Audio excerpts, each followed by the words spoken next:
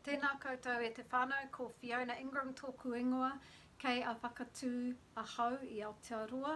My name is Fiona. I'm in Nelson, New Zealand. I'm a keen astrologer, but I'm an amateur astrologer. And I'm going to talk now about the new moon in Aries, which is happening on Tuesday. I'm going to talk about the equinox, and I'm going to talk about the stellium, or the group of planets that is in Capricorn, and how that is influencing what's happening in the world at the moment with COVID-19. Okay, so the new moon, that takes place on Tuesday, and first of all I'm going to talk about our meditation on the beach that we're doing on Tuesday morning, 6 o'clock in the morning, very early, dark, peaceful, serene, magical. So we'll be there as the dawn comes.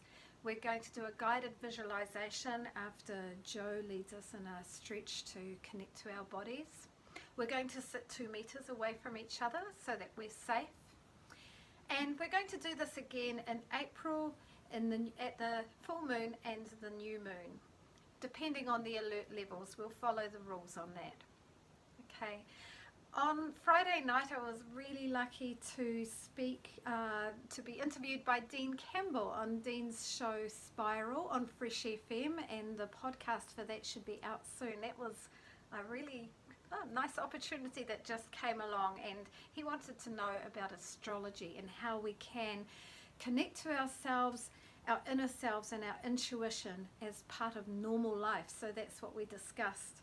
It was a good thing to discuss, things that you don't get to talk about with many people in the world, but I think a lot of us, more than we realize, are thinking about those questions. So first of all, I'm going to talk about the new moon. Any new moon, all the new moons of the year, are a quiet time. The energy is low compared to full moon, when the energy is higher and emotions are higher. This is a more down low time. The sun and the moon are together, so we can't see the moon, so it's also called the dark of the moon. At the time of new moon, it's a good time to rest and lay a bit lower. When you see the crescent moon a few days later, that's a time to get powered up on some new projects for the month. Wait till you can see it in the sky. It'll be like 2 or 3 days later when you see the crescent moon, get going. You'll feel the energy within you.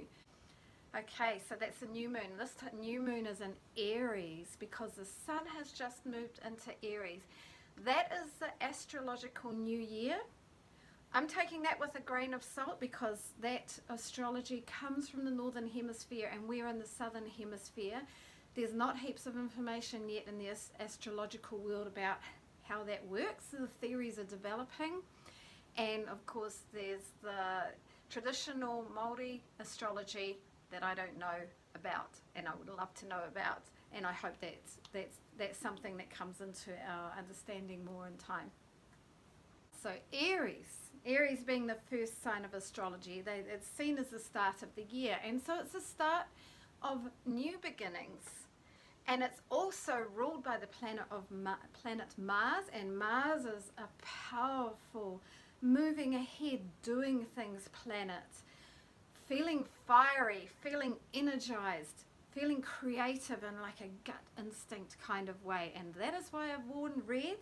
I've also got some symbols of creativity around me.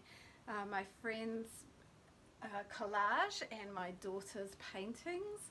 And I brought those in to symbolize a kind of fiery creative energy.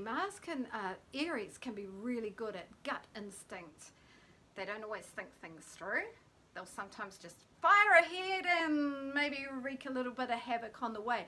But we need fighters. We need people who are warriors like that stick up for what's right in the moment without having to think about it and be super cautious. They'll just get things going and say what they mean and mean what they say and get it out.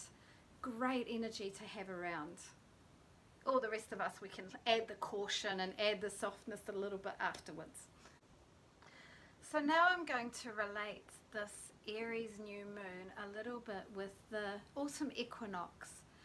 Aries being a time for new starts.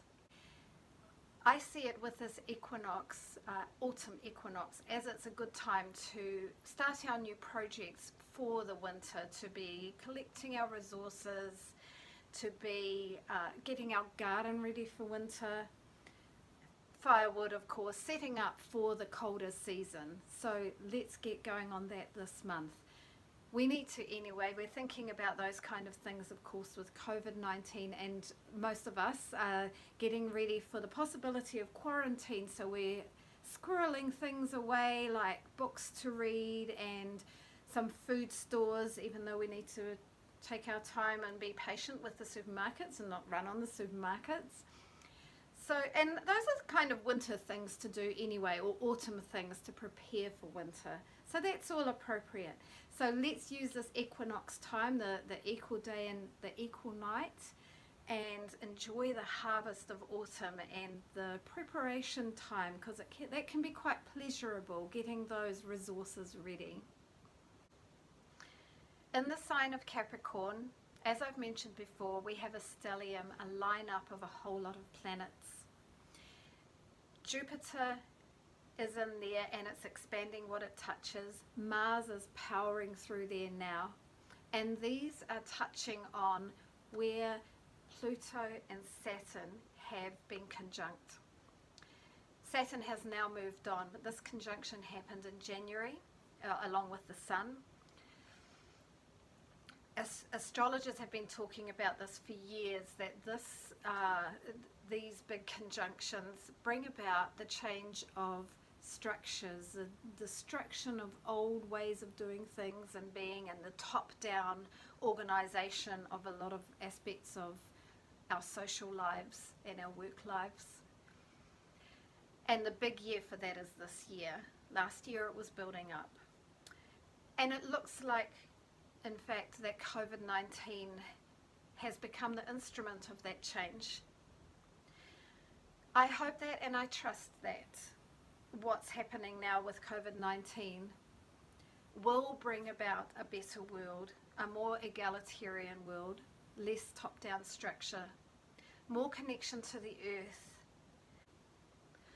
So we are in a time of transition, and with transition and change comes discomfort, disruption, problems to solve, decisions to make, things to endure. I hope that we will allow the love that we have to help us through with that, the patience that we have, and that we'll give acceptance, recognition, and kindness to our fears and the fears in others. Have patience with the empty shelves in the supermarket and trust that we will be given enough, what we need.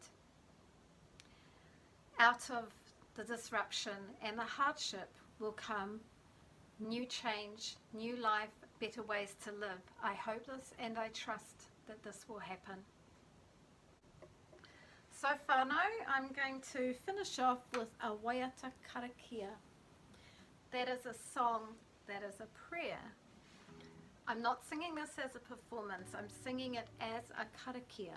It's an old karakia that asks us to remember that after the dark there is the red light of dawn.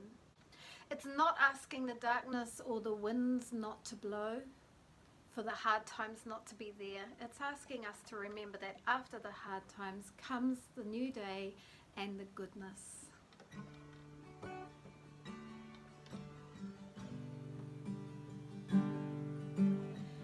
Whakataka te hau ki te uru.